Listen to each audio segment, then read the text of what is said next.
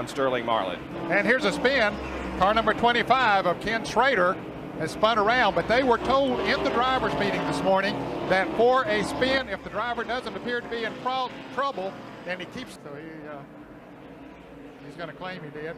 There is Lake Speed's car, which is tore up pretty badly in the left front. Obviously some pretty good contact with the wall. You can see the mark on the Okay, we see Rusty down on the inside in the 27 car. Here's Darrell Waltrip right behind him. Rusty got a little out of shape. Darrell might have just touched him a little bit. And around he goes. Boy, Darrell has some good brakes, doesn't he? Power for whatever the reason. And trouble down in turn 2 as Sterling Marlin has spun around in car number 94. You can see the cars going by on the inside. He'll hold it up on the high side of the track and hope that no one goes up there and hits him. And the yellow flag flies again. And that will bring out. Sorry, Jerry.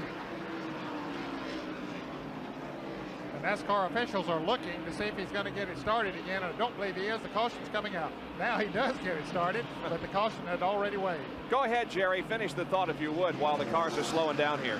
Well, Darrell's not really sure he's on 7 cylinders either. He knows the car's. Oh, we got a big pile up. Trouble up here in turn 4. We've got Greg Sachs, Michael Waltrip, and Brett Bodine. And Rick Wilson nails Michael Waltrip right in the driver's side, and Lake Speed is also involved. The track is almost start-finish line.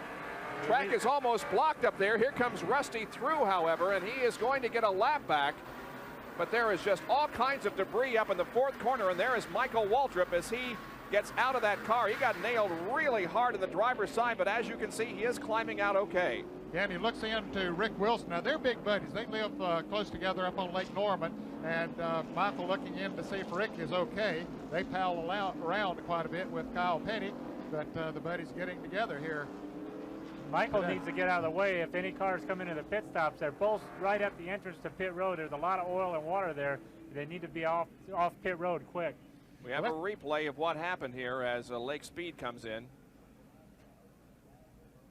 Okay, the car number... Looks like Brett Bodine, it looks like spun sideways as he came around, and there's Michael Waltrip hitting him, and... You'll see Lake Speed spin into the picture at the top of the screen here in a moment. There he is, and then boom! Oh. Well, he didn't hit Michael in the driver's side as much as he did in the left rear of the car. That blue car was Greg Sachs, and the one up on the top side of contact. I don't know. Yeah, well, I think he might have touched him a little bit.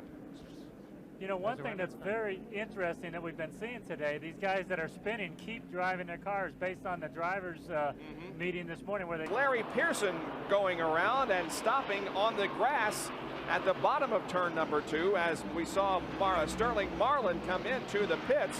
Is there going to be a yellow? Yes, there is. You know, it'll be interesting. Everybody should have enough fuel to go the distance.